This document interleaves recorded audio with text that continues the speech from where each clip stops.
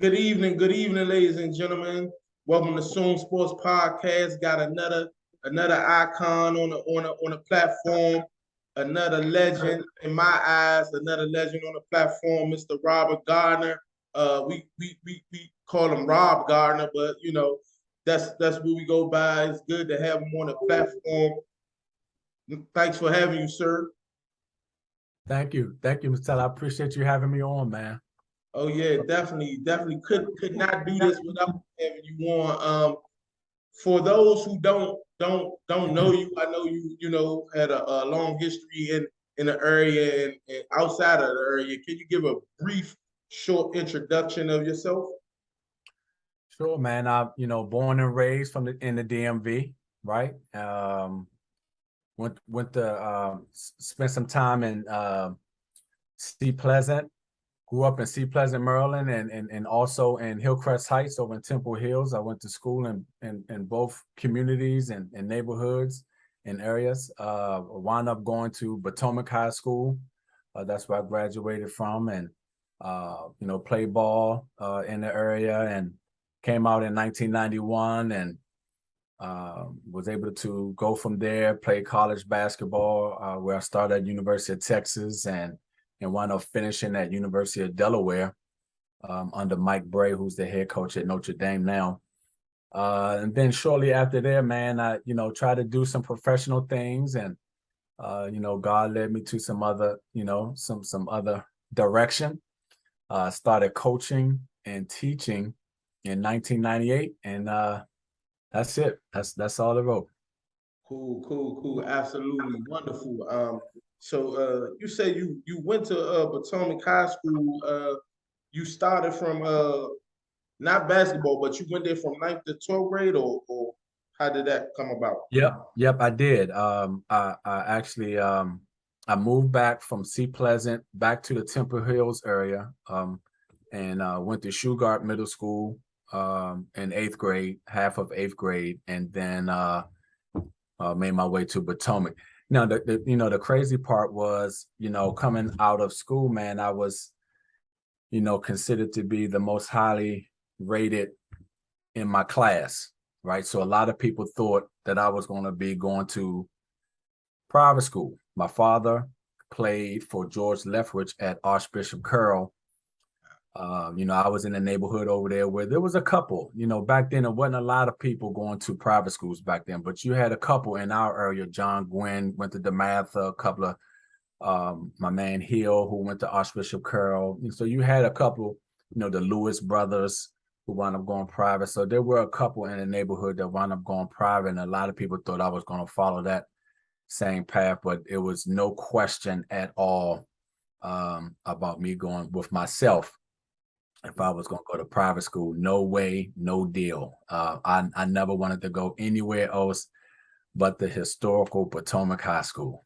Got you. And so, speaking of Potomac High School, one particular name come in mind. I know you probably familiar, and let me know if you played with him or not. Monty Williams, and you played with Monty Williams, right? And not just him, but can you talk about some of the great players you played with at Potomac High School? My God, man. I mean, that was one of the reasons why I wanted to go there so badly. I mean, the history of the school, of the basketball program, and so many great players. Oh my goodness, man. I mean, I was very fortunate that when I came in, um, I wound up being a starting point guard as a freshman at Potomac, and back then that's kind of unheard of, and if I'm not mistaken, it's still something that hasn't been done yet. I mean, at the time, I believe I was the first freshman to ever start on varsity as a freshman, and I was playing on a team with Monty Williams and Jason Scott and guys of these. I mean, these are big time guys, man. I was scared to death, man. You know what I mean? But not scared in terms of competing, but just, I was young, man. I'm 14 years old, and I'm playing in front of, these greats.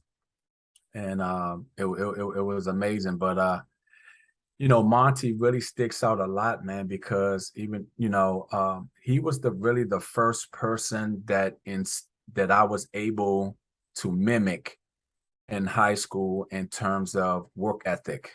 I would get to school in the mornings and Monty would already be in the gym working out an hour or so before school started. That was every day. I mean, that was every day. And so so I'm a freshman, you know what I mean? So I'm like, is this what it's supposed to be like? Is this a one-time thing? Was this like a special week? So it got to a point where now I'm I get off the school bus and I'm sprinting to the gym because I wanted to see what's the consistency. And without failure, man, like he was there every day. So that impression that was left on to me, like, okay, so like when you're on this level and this is where you want to be, this is how you have to do it. Okay, then so I just mimicked that, you know. I'm mimicking, I watch, and I did the same things that I saw Monty doing. Absolutely, absolutely. So watching him, Monty Williams, I hear you speak of his work ethic and things of that nature. Can you talk a little bit about how your career was at Potomac High School? And reason I'm asking you that because you talked about work ethic. Can you break down your ninth grade year all the way up, you know, in a short story to your 12th grade year, and how did that develop you to get to the Yep, next level? yep. And it's really a part of my coaching, man. When I try to instill in my players and I talk to them about the progressions, right? Because when I came in as a freshman, I probably averaged maybe 5 points a game. My role was to run the team, and I better had got the ball to Monty and Jason Scott. I mean, we had 3, 4 Division One, 5 Division One players, on that team when I was a freshman. You know what I mean? Like if I shot the ball, I better been wide open. You know what I Right, mean? Like right. that just wasn't my role. You know what I mean? And so, um, you know, uh, my game progressed, and then as I got to a sophomore, and we was on this, that was the state championship team and a nationally ranked team that year. Monty's a senior now. Mm. Um, my production picked up more, and obviously so did my confidence. And one thing about Potomac, man, which is um, so just so such a blessed community, man.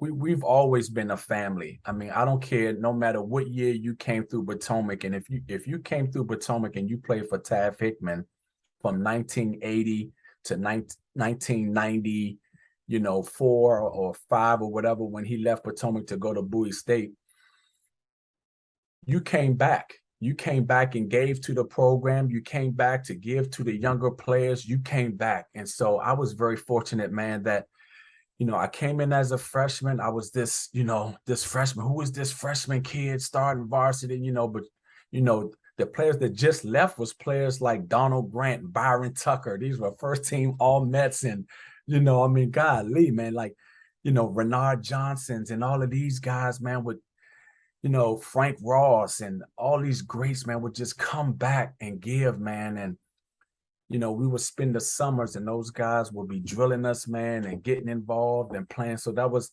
one of the ways as a young player that I was able to pick my confidence up too along the journey, in that progression, and so, I went from 5 points as a freshman to 10 points as a sophomore, being more aggressive and yet still distributing. I don't think I ever averaged less than maybe 8 or 9 assists a game, even when my point production, picked up as I went into my junior year. I averaged more like 25. And then as a senior, I averaged more, about like 20, 21 points as a senior. Absolutely. Sound like a stellar career when you progress from being a freshman to a senior. That's you get elevate and see the progress. It's like building up that confidence. So that was good right there. Um, at that time when you was being you know, through your high school career, are you being recruited at this particular point? When do you start really being recruited as a high school player? Hmm. Man, I got my first letter and first recruitment when I was in the ninth grade by schools like Iowa, Stanford, Penn State. I mean, my recruitment started early, right? But naturally so, when you're a part of a program like Potomac or any kind of program, a DeMatha, a this, or that, that's historically successful, competitive, and players on a revolving door going to college, then the recruitment goes with the older guys that's being recruited now gives looks to the younger kids that's in the gym. You know what I mean? So by me being a freshman and being a starting point guard on those teams, well, guess what, man? I mean, Potomac's gym used to be jam packed with coaches, head coaches. Why? Because we got guys like Jason Scott my freshman year, Monty Williams my sophomore year. But listen, we had Paul Curtis, who wound up going to Division I, Philip Downs, who wound up going to Division I, Kevin Powell, who wound up going to Division II, Daryl Sanders, who wound up going to Division II. I mean, these are all guys on that team when Monty was a senior. We had 6 guys on that team that all went to college, whether, now I'm just a sophomore, so you leap 2 years, and Paul was just a junior, so you leap 1 year, but still, when you got that type of talent, coaches come in and you get early looks, and so, it kind of trends like that. And then, my coach was a very active coach. So, he kept us in basketball camps. 5-star basketball camp back then was, enormous and amazing, outside of the Nike All-American camp, Wow. and then Adidas had that ABCD, but outside of that, 5-star was the camp to go to. Yes. You know what I mean? And if you play AAU, you had to be exceptional. Yes. So they didn't have 1,000 teams. It was like maybe, 1 or 2 teams per state or so, but you had to be very good to play AAU, and if not, man, you got your recruitment through basketball camps, BC All-Star camps, 5-star had great camps, Eastern Invitationals, and now present day will be like Hoop Group, who has basketball camps. Absolutely. Good stuff, man. I hear you say you went to the University of Texas. I didn't know that. Can you go and talk about why at first the University of Texas and lead us into the transition from University of Texas into the University of Delaware, and why did that transaction happen for you going to a different school? Yeah, thanks for asking too, man. It's all learning experiences, man. The funny thing about Texas was Texas came into my recruitment very late, right? They didn't start recruiting me until my junior going into my senior year, but they came hard, right? They came very hard and very aggressive, but there was nowhere on my radar, not even like in my top 20 schools or whatever. When I start breaking down, my schools of choice from 20 to 15 to 10 and then to my last 5. By the time I got to my last 10, I'm ready to start going in. Texas came in very late, and I think I think what made them a little attractive was, there was a big part of me that wanted to get away from the DMV. Just didn't have many experiences, in terms of being away outside of traveling because I played ball. I thought I wanted to go away from school, and so that was attractive. And then at the time, University of Texas, who the coach was Tom Penders, was running a very explosive offense, spread offense, dribble, driving, attacking, and scoring. And as a guard, I'm coming from a role where I was scoring. You know what I mean? Although I still had the mentality of a lead as a point guard, IQ point guard. You know what I mean? Like I said, even when I was averaging 20-some points a game, I still love the pass. I still wanted to get people involved, you know what I'm saying? And, ultimately I wound up playing a position that that I was going to be playing of a lead guard, getting to college and averaging about 12 points a game and 7 assists. So, again, like I tell young guys, man, your role of how you do things will be all over the place, man. But man, I got there on my visit. And so, like I said, they came aggressive. They wound up sneaking in my top 5. Okay. I wound up making them my first official visit of my 5. Okay. Yeah. I had my 5 official visits set up. And I went to them first. And man, they blew it out the water, man. I wound up coming home and committing. Wow. you know. So now so you wind up, did you take the other visits to the other 4 schools? I didn't even take the other 4 visits, bro. That's what I'm saying. Like it was, man, they set it out so awesome, man. Like I was just like blown away, like, wow, you know what I mean? But like, now that you get older, man, you look back over time, you have conversations, that wasn't a wise thing that I should have done. You know what I mean? Like there was plenty of information that the coaches at Texas shared with me that was true, but they were semi-true. Okay. Like for an example, the point guard, I wound up going to Texas and not getting a lot of playing time, maybe 10 minutes a game or so, you know what I'm saying? But I knew that they had the kid, BJ Tyler, who was from Texas, who had just transferred to Texas from DePaul. Mm. Well, they made it seem like BJ was 2 years in front of me. So by the time I become a freshman, BJ would be more like a junior. Right. Which was true, bro. That was true. But because he transferred, he sat out, he got that year back. And see, they didn't communicate that. So when I get to Texas, he's in his 3rd year of college. He's a junior. So they told me that that's true. But what they failed to mention is athletically, on the basketball court, he was just a sophomore. So here it is. I'm coming in as a freshman and I'm behind this kid who wound up being a 1st-round draft pick. he was really good.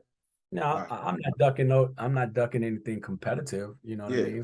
It's all good, but I just thought, but that's what you get, man, when you don't think logically, or you make decisions out of emotion or whatever, and not thinking it through. All these other schools of my 5 who've been recruiting me since freshman year put all this work in, and then I let a school come in just like that and just go. Wow. I just kind of wish I had more Yeah. people in my life at that time to tell me, hey, nope, we're not going to do that. We're going to be patient. I'm glad you had a great visit. Now let's go show some respect and give all of those other schools an opportunity who really been there with you since you was a baby. Right. Go see what they're talking about. Go see what they want for you as a role coming in and stuff like that too. So yeah. If you don't mind mentioning, what was the other 4 schools that was in your top 5?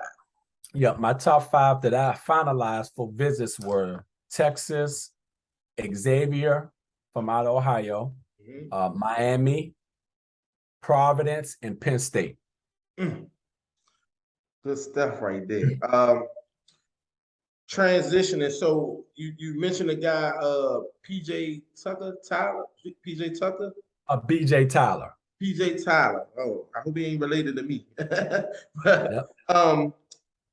what made you, was that one of the reasons for you to transfer? And then when you transferred, because back then, did they had a transfer portal where you got to let them know that you're transferring? How did that, shape up back then? And what made you choose Delaware at the time when you did transfer? Yep. So no, they didn't have none of that transfer portal stuff back then, man. The craziness that's going on now, but you could transfer at your will, but you had to sit out though a year. Wow. Yeah. But you got the year back. Yeah. Okay. Yeah. And so man, I think, listen, I was a kid who worked very hard to get to, everything that he had. I wasn't used to going somewhere and not playing, you know what I'm saying? So that was my first real adversity that I faced, in terms of athletically.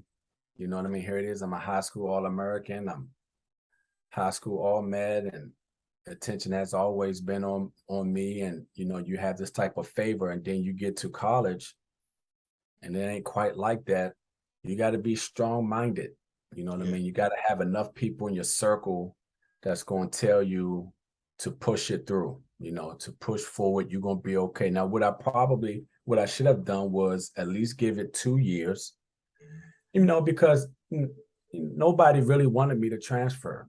Nobody on the staff at Texas really wanted me to transfer. I still had some things in my game that I needed to work on, and I should have just buckled down and worked on it. And I think as a sophomore, I would have been much better. You know what I mean? But I was impatient. So that's the number one reason why I transferred, because I was impatient. Yeah. Now I chose Delaware mostly because and I had a lot of the other schools that were recruiting me still in the picture. So there was plenty of places I could have transferred to, but I wanted to go somewhere where, the reason why I transferred is so that I can play more, and my high school teammate, Pat Evans, who played with me at Potomac, who came out with me in 91, he went to University of Delaware, and I got in contact with him and the coaching staff, and we had some great conversations about what it would look like for me coming in, and I would basically get what I want, which was a great amount of playing time and extended a huge role, and would be looked at to be doing high major things within the university. So that's why I took it. Absolutely. You touched on something earlier when you talked about coaches, your coaches at Potomac put you in all these different camps, 5-star and different camps like that. Do you think is a difference in, today? Do you think some of the coaches of today, as yourself, implement those things to give the kids the best advantage to get them in schools as they did back when you were coming up? Man, I don't even know, you know, it seemed like that would be the norm, right? I mean, I know that there was, a lot of hardworking coaches, even, back then, that worked hard for their program and for their players. You know what I mean? Even now, I know tons of coaches, man, who work hard for their kids. You know what I mean? Whether they're, you know, taking their kids to camp like maybe I do, or just providing some wisdom and guidance in terms of AAU organizations to rock with or be with, or you know what I'm saying, making suggestions for this or for that, or that you just see them out there working, you know what I mean? And then some you don't, and maybe they don't have to, you know what I mean? Like, and that's okay, man. It's nothing to be judgmental about. I just kind of took on the personality of the people that invested in me. That's all. You know what I mean? So I do it very similar to what was done for me, because that's all I know. So I know to be a very hands-on coach. I know to be, an all year round guy. Yes. I don't know how to turn it on, turn it off. When the season is over, I'm out. I see you when we get back. It's AAU season. I'm out. I see you when it's over. I don't know how to do that. Yes. You know what I mean? Um, So yeah, yeah, yes, sir. And so that just came across my mind as you were saying it. I wanted to get that in there. Um, did you know what you was going to do after college? Was your mind NBA, or was your mind like, no, I know I'm going to you know go get a job, or what have we, start a business or things of that nature? I was just like any other kid from the city, man, who really felt like, hey, man, I'm gonna be the next guy going to the NBA, right? I mean, that's what you work for. I mean, I can't think of anything else. You know what I mean? Like, that's what I did. I played ball every single day. That's what I wanted to do, and that's what I did. Like, did I party? Did I hang out with guys and stuff like that? Yes, I did. But those people that know Rob Garner, man, like, they knew where they could find me. I was a gym rat. You know what I mean? And so, you know, I'm no different than any other kid who has those type of aspirations. You know what I mean? You know, a part of my testimony goes to, you know, once I left Texas to go to Delaware, I went from a high major situation to a mid major. Right. So those looks decrease, and you know, you get in college, man, and you start to figure out, you know, there's levels to this. Right. There's levels to this. You know what I mean? There's a lot of very, very, very good players and great players. And not everybody's going to make it to that level. You know what I'm saying? And so that's why when college was over, man, I wanted to try. I wish I was more humble with myself in terms of how much I put into professionally, and humbling myself and saying, hey, you know, it's okay to go overseas and make this amount of money. You go for the experience. If you make $20, man, to go play basketball, I mean, that's just amazing. The fact that you're getting paid to play basketball. Yes. But you know, I don't think I was humble enough, man. But you know, but God used that to, I believe that He used that to really direct me to what I'm really was supposed to do, man. Like all my life, I've always had a joy for kids, man, and being around the youth and wanting to make a difference. You know what I mean? You know, even just because of my own testimony, but I knew at some point that I wanted to make a difference, you know, and so I teach PE and health. You know, I knew that was probably going to be significant because I spent my whole life around sports, and I love teaching. And so that's what I went with, man. Absolutely. Absolutely. So you said you went in PE, teaching PE, physical education. I got a question for you about that. Uh, but how did you get into coaching? How did you, when did you very first start coaching, and how did it propel you to the great legend that you are now? Oh Those are man. my words. Those are my words. Yeah. How did you get into coaching? Well, first of all, man, I really, thank you, man, for even saying those kind words, man. Thank you. Absolutely. Man, I just, it goes back to, God has a plan, man. That's Yeah. all I can say. I mean, I love Ricardo Reed so much, man. Rico Reed, who was the head coach at Potomac at the time when I came home Okay. in 1998, and I started teaching. I had my first teaching job in 1998 at Benjamin Stoddard. Okay. And Rico, Coach Reed, asked me to coach. And Wow. that's how I started. Now, the crazy part is, at that particular time, I didn't have any coaching experience, just playing experience. You know what I'm saying? But he asked me to be his junior varsity head coach. Wow.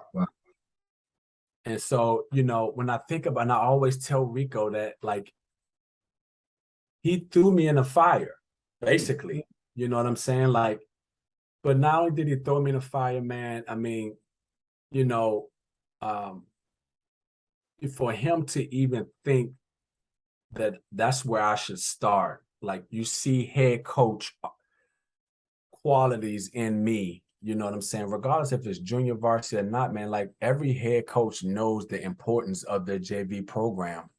Right. And he gave me his junior varsity program, man. And I was, when you're young, 25 years old, you don't think about it. Like, yeah, man, I can do that. That's, That's I'm saying? easy.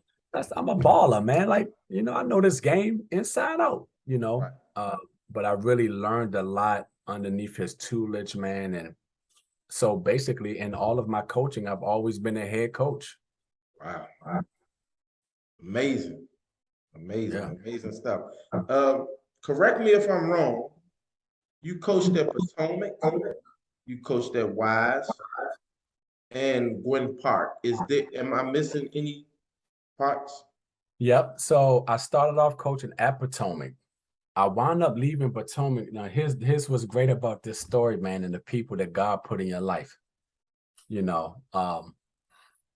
Coach Reed wound up leaving Potomac and taking the Flint Hill job. Okay. So this is where he is now. He hasn't turned back. He's at Flint Hill, but they just won. We had just won, the state championship and all of that stuff. You know what I'm saying? Potomac was amazing. I mean, it was amazing. So he took the Flint Hill job. So here it is. I'm thinking, hey, this is me. I'm moving right into the head. Like I am Potomac. Right. You know what I'm saying? Like there's nobody else more qualified than I would be to have this Potomac varsity job. Right. I wound up not getting it. I was distraught, man. Oh my God, I was so distraught, bro.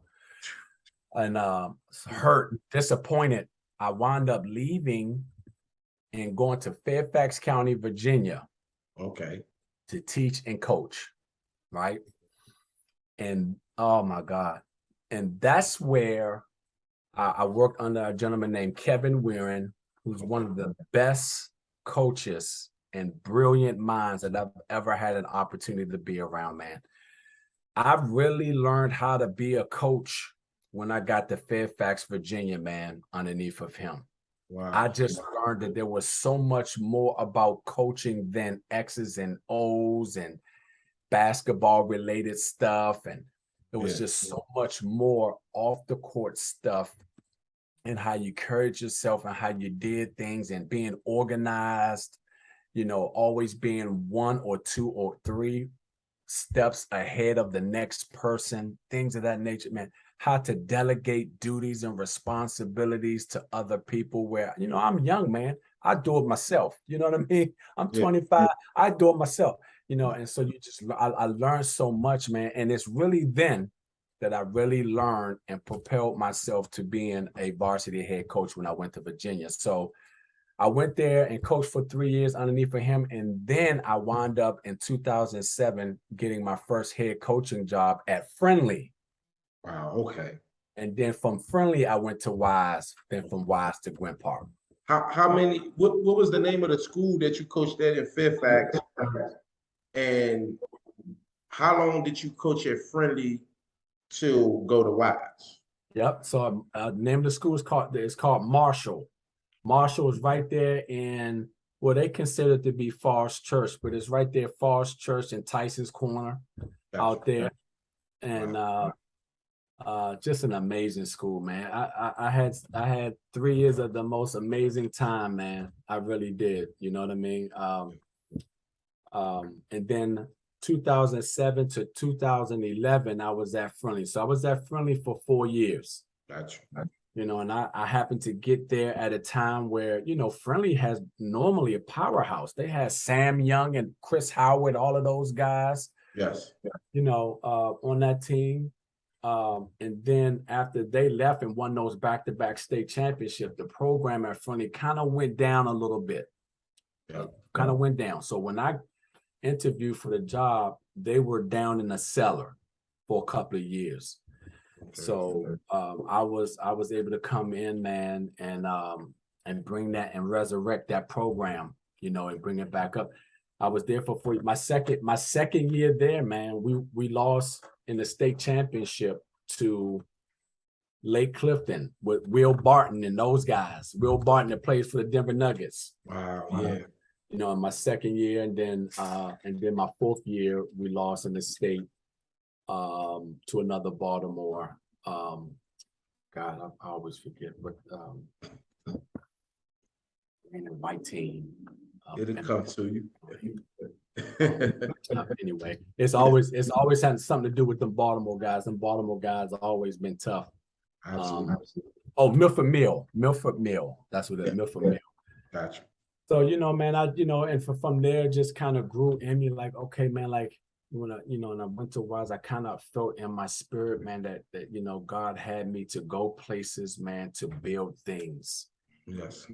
I started to feel like, okay, this ain't just about coaching basketball. At some point, the light came on with me, like it transitioned for me, in terms of how I was going to be coaching. And it turned into more of a ministry for me, man. Absolutely. Two kids that I remember you, and I got for you after that. Brandon Howell, he transferred from Theodore Roosevelt to Wise. And there's another guy that you had at Wise that was exceptional too. I don't know where he went. I know his name was Jerome. I don't know his last name, but on the same team as Was it Mike? Brandon. Was it Mike Spade? Mike Spade. Yeah. Whatever, because I always wonder what took place with them. Not the I know what happened with Brandon, but Mike Spade, whatever happened to him in his basketball career, because at that time you guys went undefeated that year at Wise.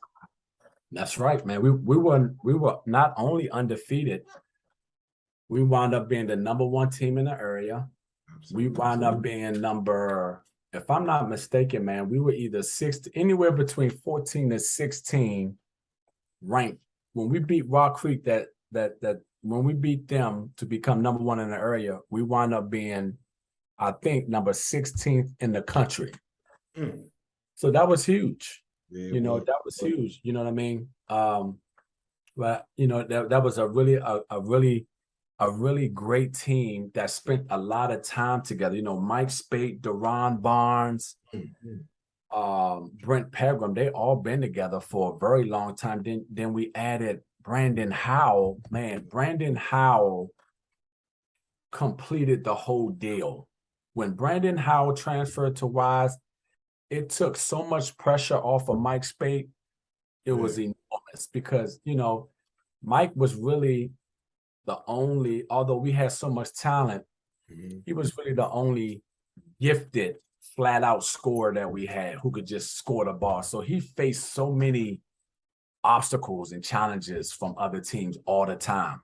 Yes. But when Brandon came, oh my goodness, boy, that boy could shoot that basketball, man. My God, man, that boy could shoot that ball, man. To this day, I talk about Brandon Howell and how he just shot that ball, and he's such a great kid, man. Yeah. He just, how the guys embraced him, because sometimes, man, when you got immature teams, man, you get another prolific guy to come in your program. Yeah.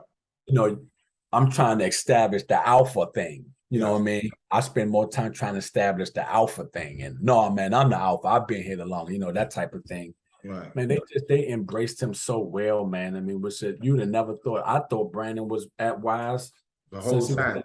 The whole time, Yeah. So that was a blessing, man, to get him, and and Mike, man. So that loosened some things up for him, and he just obviously he had a outstanding year, man. First team all Met, and Mike coming out of high school, man, had 6, 7, 8 offers, Division I offers, man, and I don't know, man. It didn't correlate. Decisions were made, along the way from the time high school, his senior year, to when it was time for him to attend school.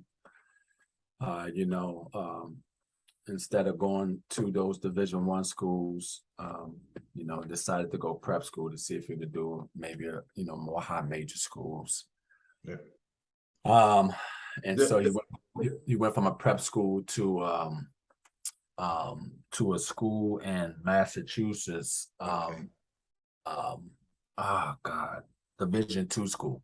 Okay. He wound up going to Division II and playing dead solid, and then stopped playing after that. But he's doing great, man. He's doing. Last time I checked, he was had his own, actually. Him and his family had their own realtor company. Okay. So he's doing real estate. Cool. And doing very well, man. So you couldn't be more happy about that. Absolutely.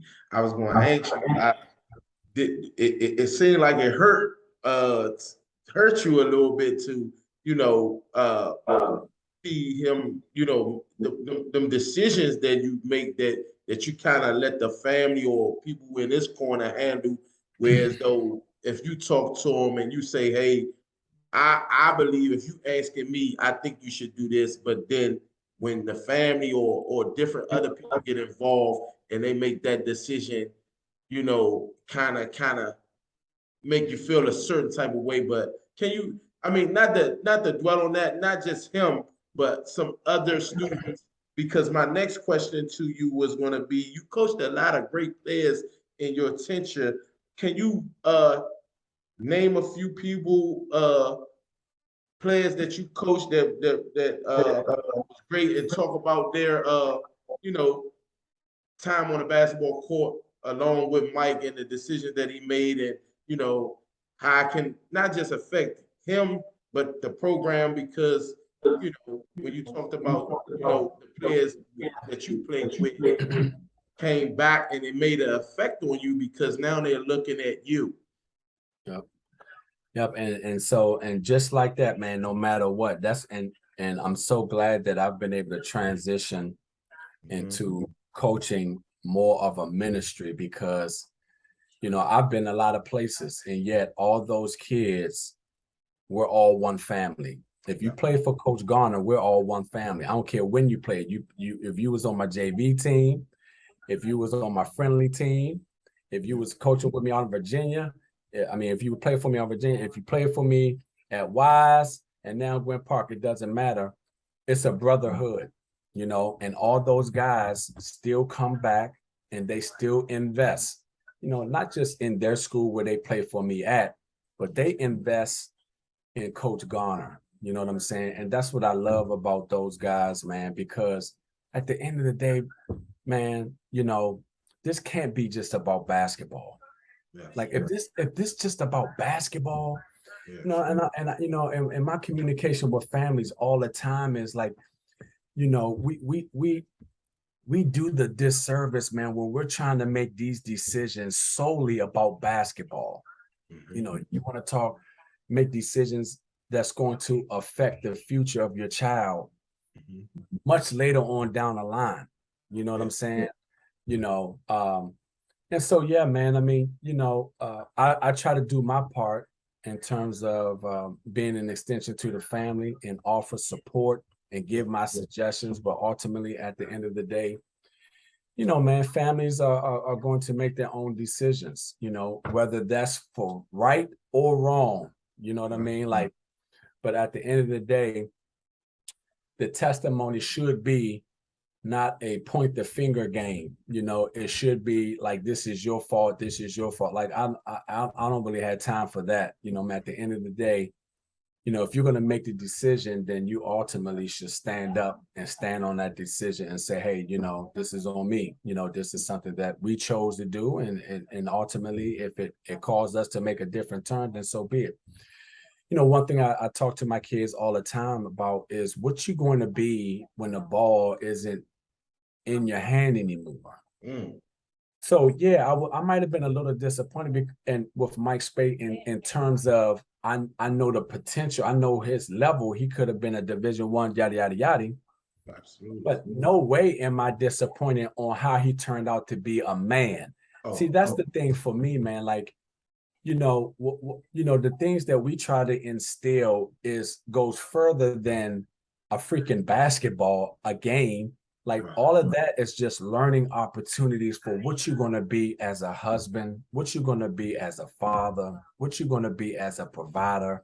You know what I'm saying? Lessons learned about being disciplined, having a commitment, being a team player, looking out for people, having somebody's back. I mean, all of these types of things, man, where when you meet adversity and you meet challenges, and man, you know how to get through it. Why? Because you was a part of something that was very special.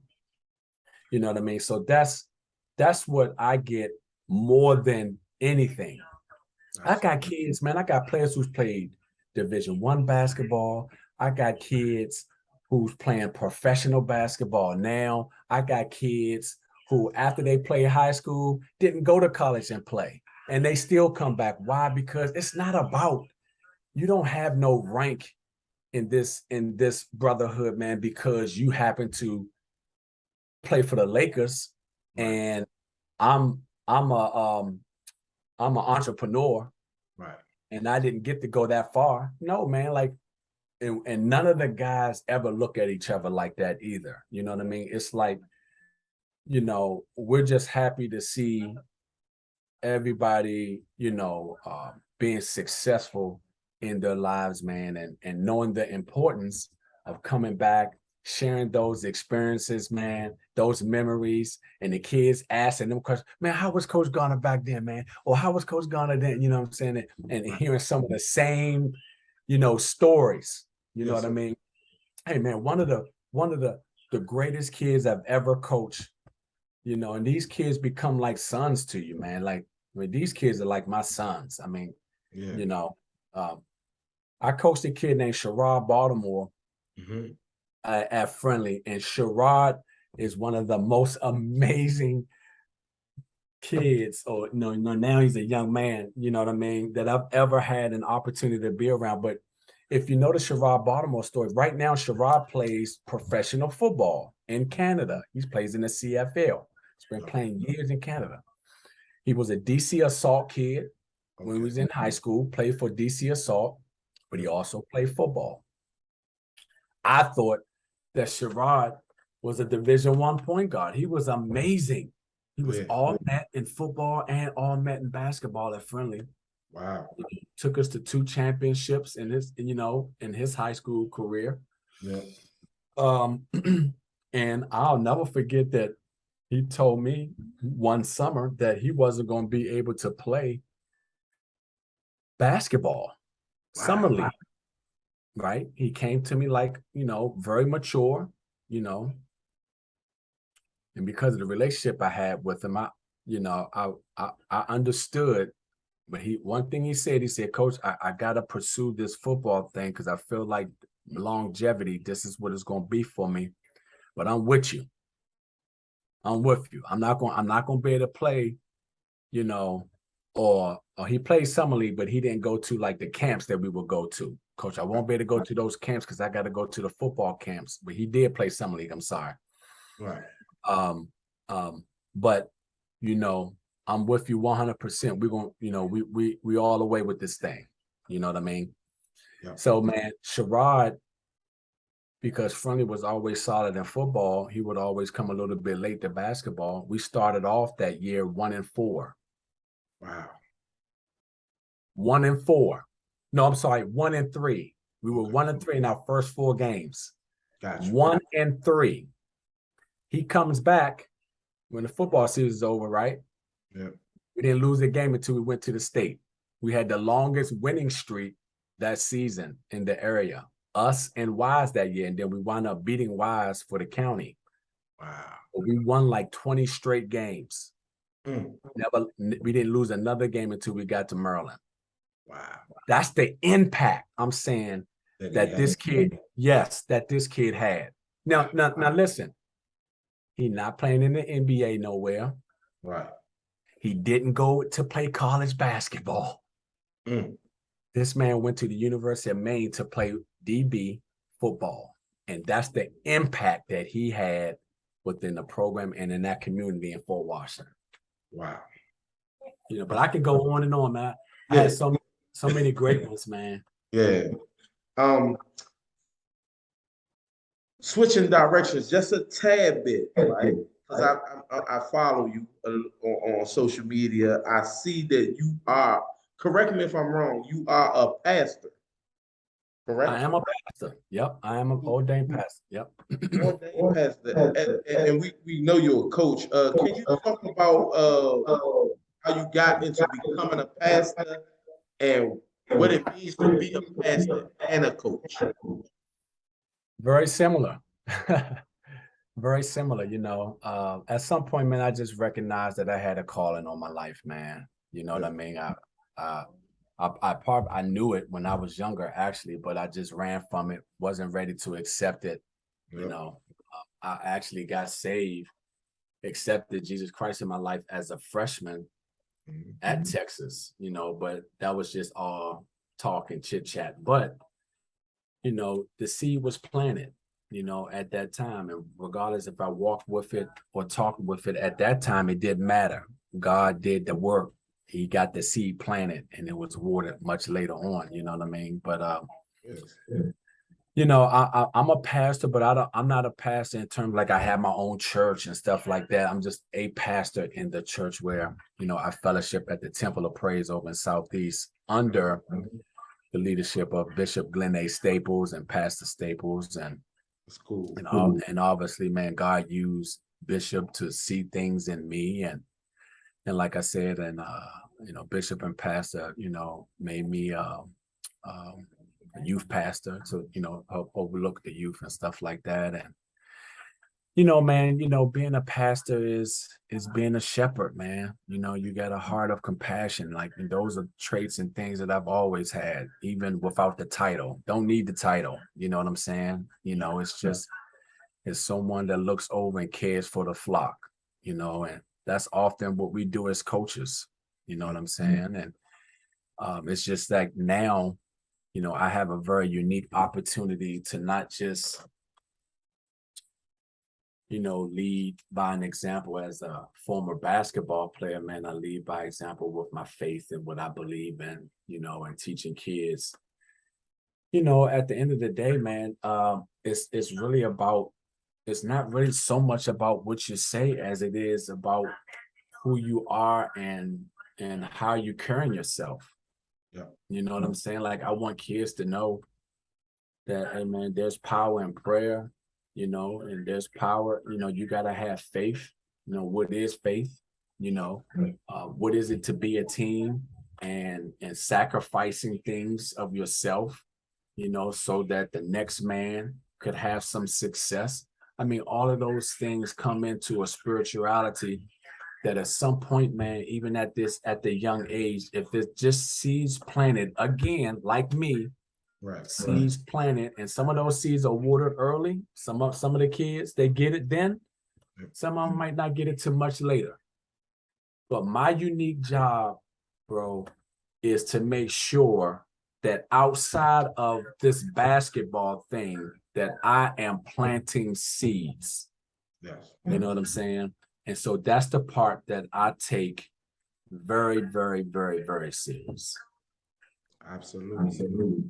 Couple of more questions, man. This is real powerful. Um, how do you feel about the NIL in college basketball and where it's headed now? I'm not sure how I feel. I was just talking to one of my coaches about doing some more research on it and learning more about it. I do think that I think they came out with it so fast and like threw it out there, and now they're trying to roll it back in because they understand it was way more like it needed to have more structure to it. Right. It seemed like it had as much structure to it now. So now you got, my God, man, you got kids that could be in college and they can make millions of dollars while they in college. Yeah. Like, man, I'm just saying it's which is great. It's great, man. I mean, the NCAA and college, they've made so much money beyond giving the athlete a scholarship that's great, man. I mean, there should be some retribution to guys, some of us old school guys. I know that's what we be thinking about. Hey man, they need to hook us up, man, for all that time that we were struggling outside of that scholarship, trying to make ends meet. But Absolutely. but that's how life goes, man. I mean, you paved the way for the next generation. Yeah. You know what I mean? And like this generation, we do a lot of talking and negative talk about this generation. And sometimes, man, I get on this generation too about a few things. But name another generation, man, that have gone through what this generation has gone through and what they have had to endure. Right. My goodness, man. I mean, the next generation and after that will be talking about these kids and the stuff that they had to endure, man. Yeah. With the COVID and all of this stuff, man, that they have to, So I'm very happy that those kids get to be able to now, monetarily outside of the scholarship, be able to, find a financial means to do some things legally so that kids won't get punished for helping their family out while they're in college and things of that nature, man. trying to do stuff behind people's back underneath the table and stuff like that. Right. Now things can be out in the open, Yeah. you know, and because, man, hey, you know, majority, I'm not going to even say some, man. I think most kids, you know, especially if you come from an urban, I'm not saying everybody that comes from an urban needs that type of support, but a lot of kids, man, that come from the urban settings need to, you know, they want to help their family somehow. Yep. You know what I'm saying? That was a great start. Getting a scholarship helped the family. Wouldn't been able to go to college, man, if it wasn't for free. Yep. So now, man, you know, now you're saying I get to make a little bit of money while I'm working hard in college to get my parents down. Now they can fly to come see me play in games on the West Coast when they wouldn't be able to, or now I can help with a little bit of a mortgage or food on the table, even while I'm here, and help them there. You know what I mean? So Yeah. I think it's a blessing, man. I think it just needs to be a little more structure to it and parity, a little more parity to it. Kind of come down. It can't just be for the high major kids. Yes. You know what I mean? I play at Duke, so I should be able to get this. But if I play at American University, I ain't get, you know, nope. Right. It needs to be I understand the high major kids, but it needs to everybody needs to be able to be blessed from it.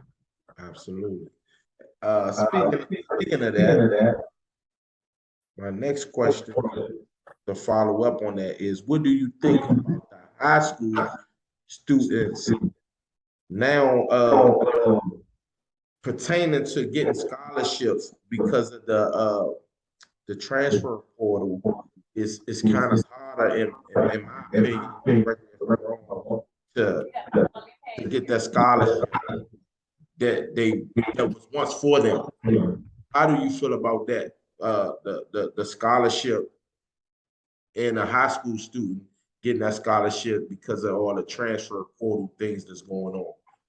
Yep. So, you know, I spent a lot of time trying to communicate with my families that, you know, of kids that I'm coaching now, trying to explain to them how this is going now. You know what I mean? Like, it's important to know, you know, how the recruitment is going now because of the transfer portal.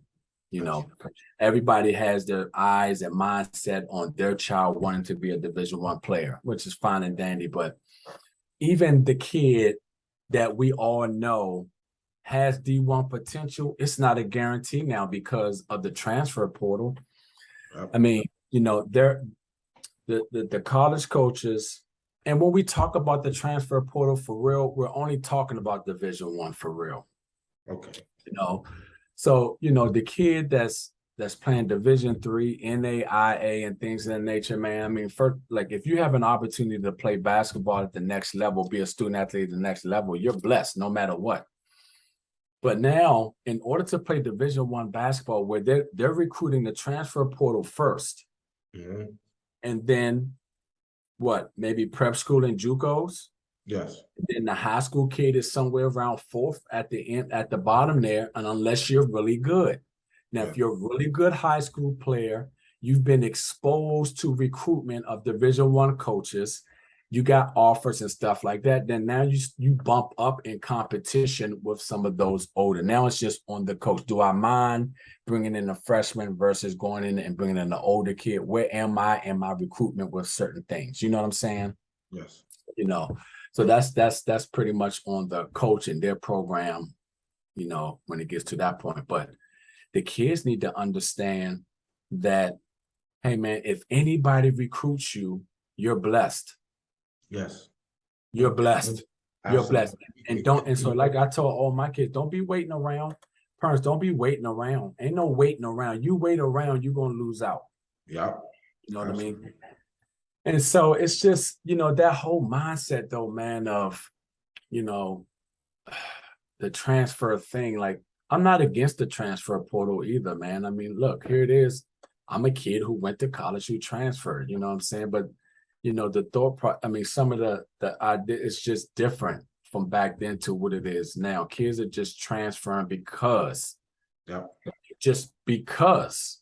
Yep. Like, it's like a popular fad. Like, I'm going to transfer because I want to. Right.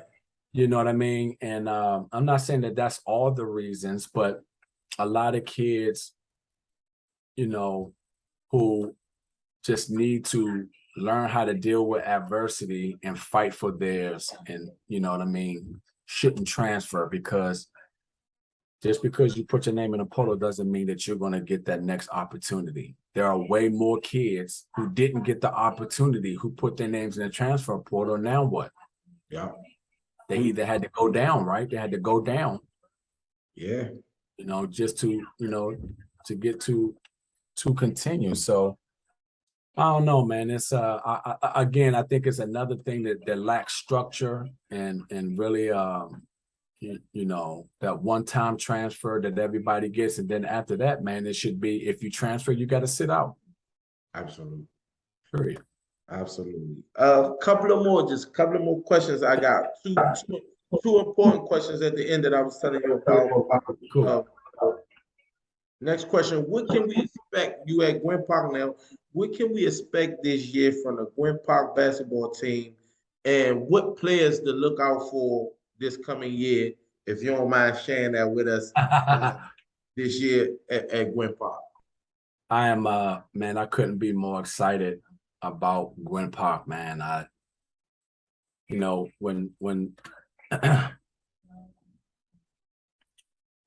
to many people, I shouldn't even have took the Gwynn Park job. You had wise, you have all that success, and to many people thought taking the Gwynn Park job would be a step down. You know what I mean?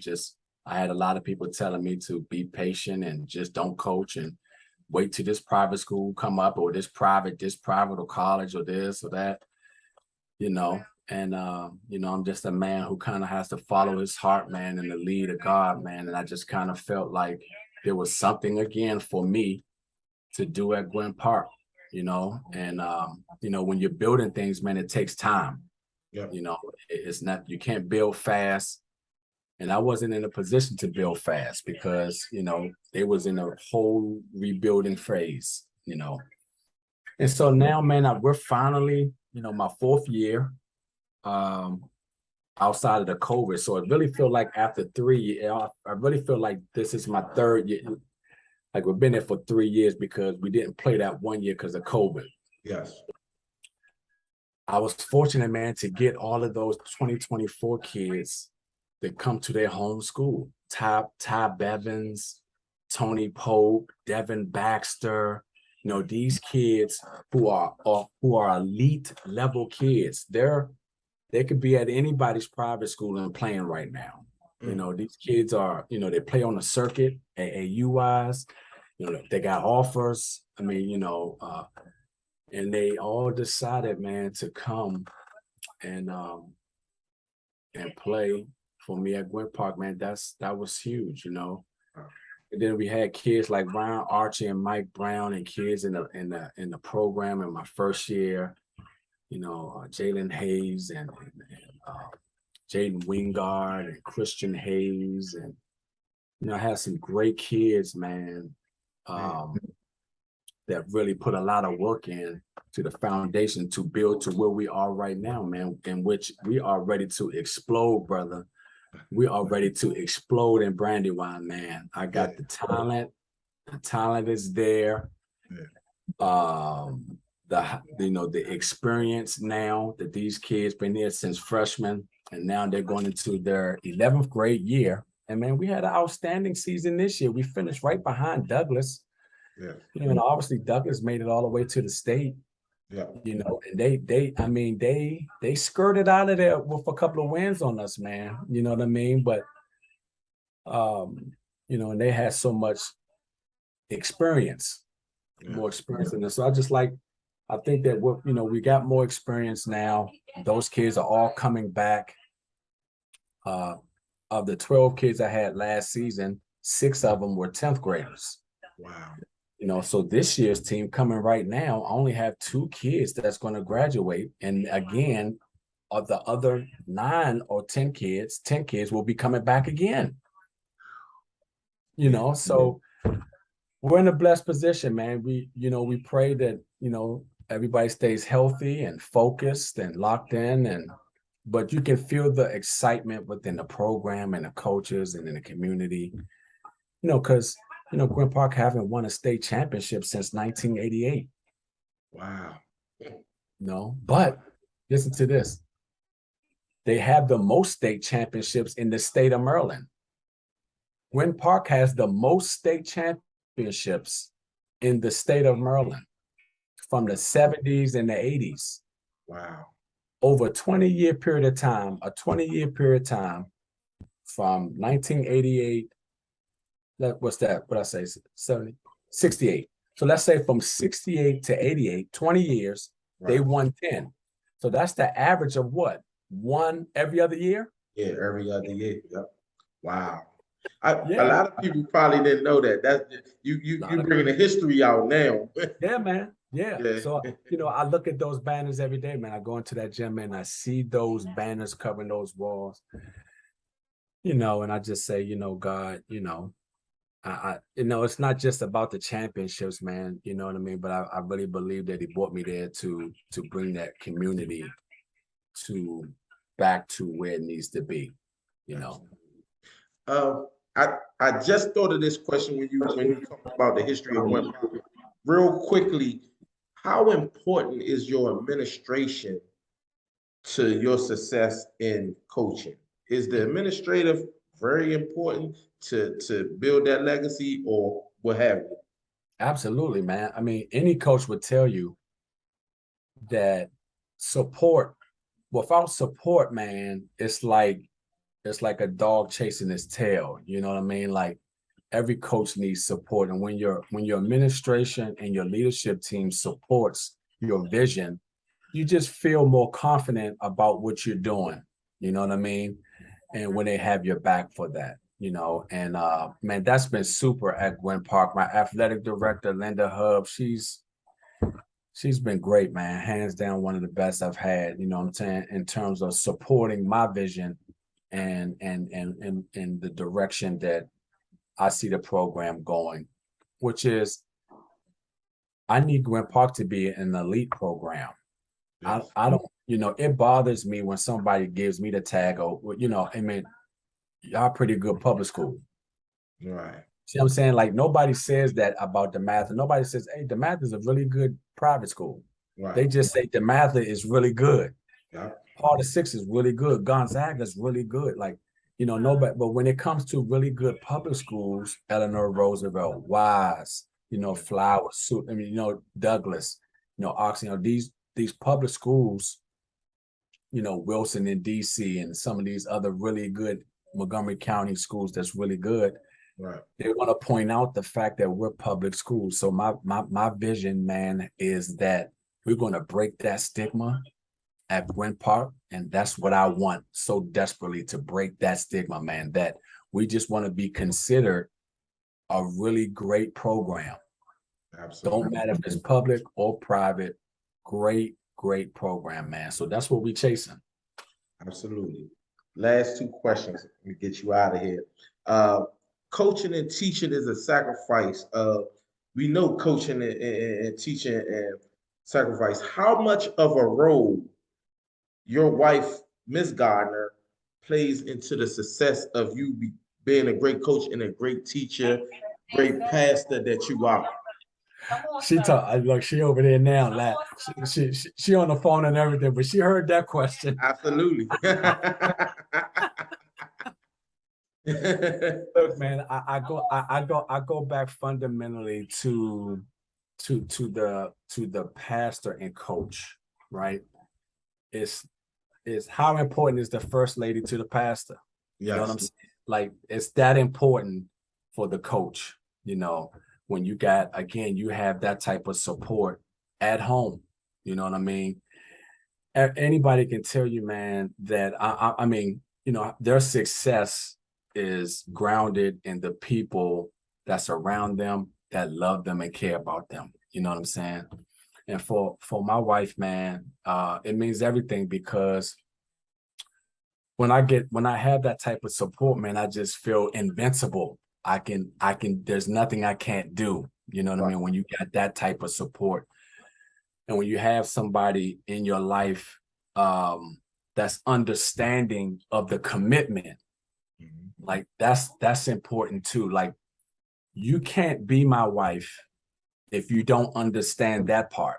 If you don't understand my call, you know what I'm saying? Then it's no need to be in a relationship, and so her understanding what my call is, what drives me, and she gets in that drive with me, and pushes, that means everything.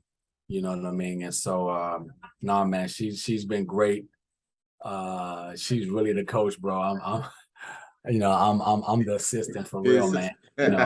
But there are many, she gives a very unique and different perspective on things, and so I go to her often about education, athletics, when I want to hear something that's real.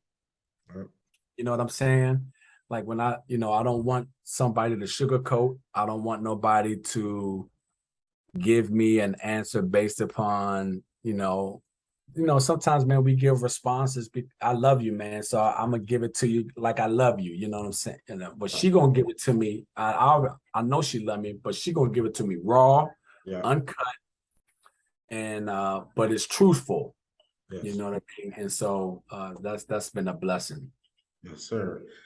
Okay, great stuff, man. Great stuff. Last question. I do not want to end on this note, but I had to ask you this question. If you want to answer it, you can. If not, if you want, I know you recently just lost a great brother, a great friend. Uh, can you talk about, correct me if I'm wrong, what Coach Renard Johnson, what he meant to just the whole community, and just being a inspirational coach and teacher and leader. Can you talk about that just real quick? Or Yep. yep. Renard, man, I love God so much, man, because of the direction that he's in, the paths and the plan that he has in my life. You know what I mean? Not everybody. I'm just very fortunate, man, to have had a relationship with Renard Johnson. Some people know him as a coach and that's it. Some people know him as this and that's it. And some people know him as this, as a co-worker, because they taught together and that's it. Right. I've known Renard since I was at 12, 13, 14 years old. I mean, since I was a kid, I've known this man. And what's amazing about him is that he's never changed. He's never changed, man. And losing him, man, it has been hard, man. Here it is. I'm a pastor and I'm supposed to be strong for folks, and this hit me very hard, man. I was devastated. I think I've cried every day. I think I got a breakthrough yesterday while at church, man, that I cried so much yesterday. Oh man, but I could feel that release finally. I felt that release and understanding that, he's in a much better place and his task was completed and done, But I had the blessing, man, of hiring. So Renard, we grew up together. He's a little bit older than I am, but he was always like a mentor to me while growing up. He went to Potomac, came out at Potomac in 86. I came out in 91. So, again, he's a little older than me. But when I was a kid, man, as good as I was as a kid, I used to go and watch those Potomac guys play, man. And everybody was so good, man. He would always come over and he would talk to me all the time, and I'll never forget, him telling me one time, man, like you the next big thing, boy, little man or whatever, Rob, you're gonna be the next, you know what I'm saying? And right. Hearing stuff like that from people like that you looked up to, man, that take the time to invest in you when you're a kid, you know what I mean? Not everybody has to do that,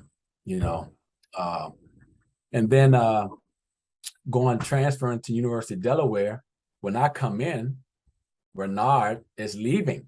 you know. So he played at University of Delaware as well. Wow. So I get to chop it up some more, you know what I mean? And he just was he was an everlasting presence in my life.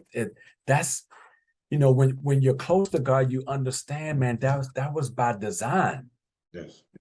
You know what I mean? That was by design, bro. And you know, I'll never forget that, you know, he was a lawyer. He was practicing law at the time, and wow. he was you know, doing law, but also doing some representation of athletes, you know, being an agent. Oh yeah. And I was coaching, you know, at the time I was the head coach of Friendly. And we talked, and he told me how he felt like he wanted to get into coaching. He felt like, you know, he wanted a career change. So this is how he went from being a lawyer and being an agent Right. into coming into education. This is how he got into education. He decided to be an educator and a coach. So his first coaching job was with me at Friendly on my staff. You know, now how ironic it is, his first year and only year, goodness gracious, man, my God, his first year and only year was with me as an assistant. We won the championship. We was the conference champs. We were the regional champs. We lost in the state in 2011. We lost in the state. And the next year, I leave to go to Wise, and he takes the head coaching job at Potomac. Wow. So I'm gonna say this, man. Yeah. And he became a head coach in his second year of ever coaching. Wow. Tough. He was brilliant though, man. He was just, you know, I mean, he had a great feel for the game, great knowledge. He was a great player. He's a great player coming out of Potomac, man. Another all-MAC kid, Division I player coming out of Potomac. Wow. You know, and he was just such a great soul, man. Just super guy, man.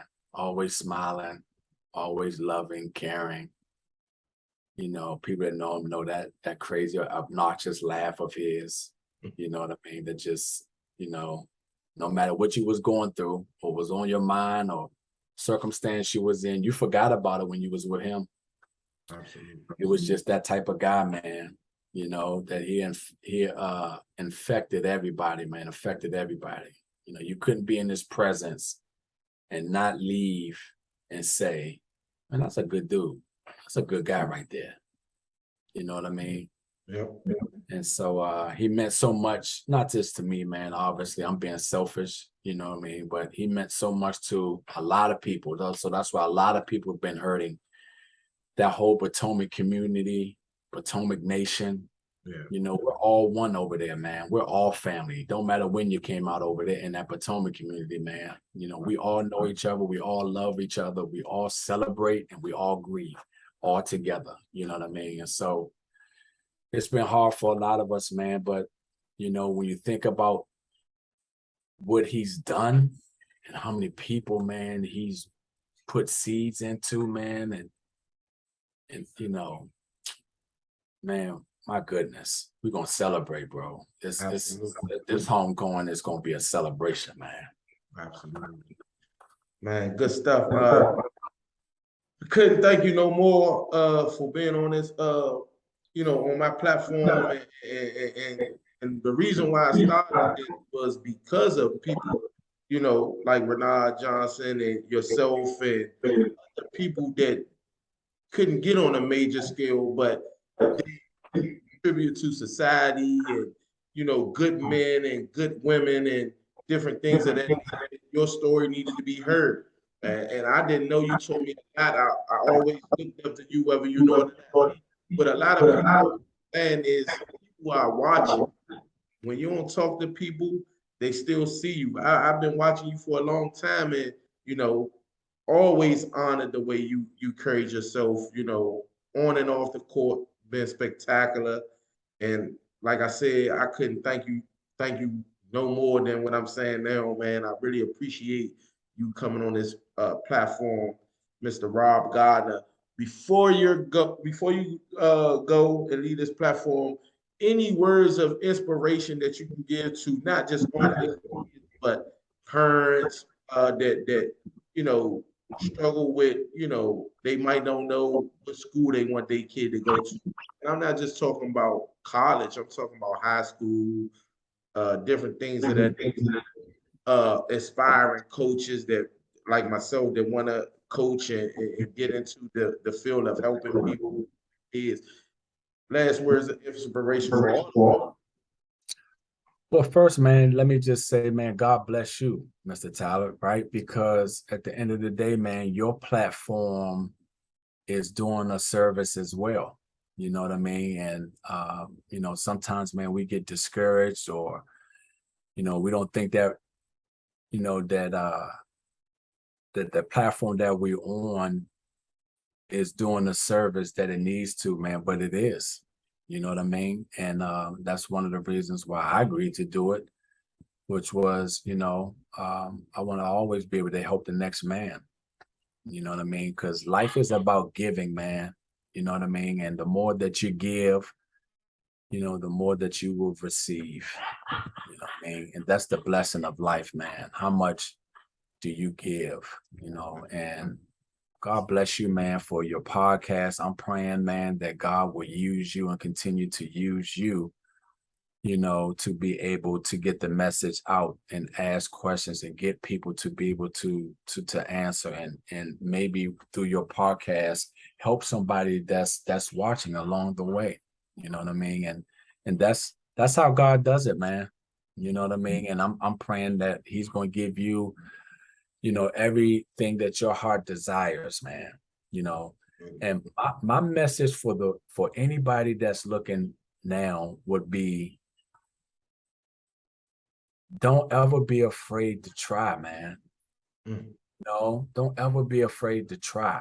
Like, don't let fear, get in the way of a step forward or a thought process that you have or something that you have in your heart. Because, there's something great in all of us, and so we've all have a great seed in us that needs to be watered and it needs to grow. You know what I'm saying? And if we do that for each other, man, then, how can we not be great at what we do? You know what I'm saying? Yes, sir. Be great at it, man. Like, the end of the day, I got a small number. If I do a podcast, man, and only 5 people come to my podcast, I'm gonna be great. You know what I'm saying? If I only coach a certain amount of such and such, hey man, I'm gonna be great. It don't matter.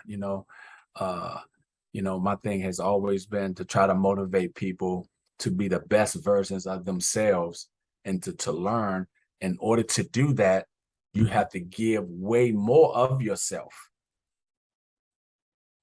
Greatness ain't about taking, like, I'm going to take everything from you to be great. Greatness is about giving.